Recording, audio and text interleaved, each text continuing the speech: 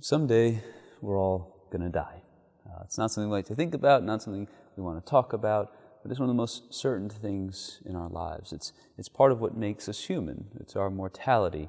It's the reality that our lives are temporary here on this earth.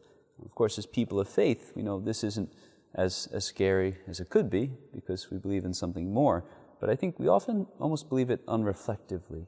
You know, so many people say, oh, everybody who dies, they go to heaven, they live with everybody forever, and they're happy. But why? Why do we believe this? You know, even we look at atheists who don't believe in eternal life, what does that mean? Because if you don't believe in anything after this, well, this life is pointless, it's meaningless. I'm here, I live, I die, I go to nothing. On the other hand, if we, as people of faith, we believe that God made us in His image and likeness. He gave us a part of us that's invisible, that's spiritual, a part of us that's like Him, that lives on forever. And that means that we're in His hands. He's made us, He controls our eternal destiny.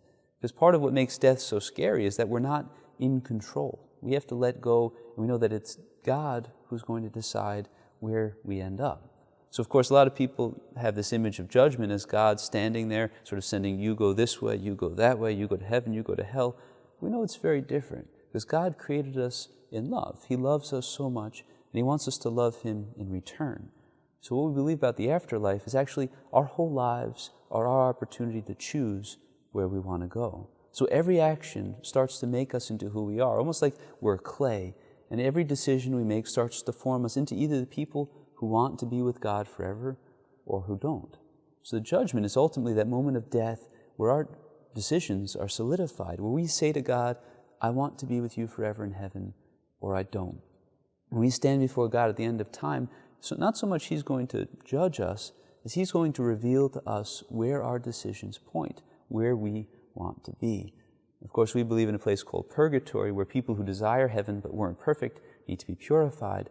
But in its most simple sense, death comes down to a decision. Our entire lives become a story that say where we want to be. So I think when we reflect on death, we should have a confidence that if we choose and we show that we want to be like Christ, we want to grow in love and compassion, we'll be with Him forever.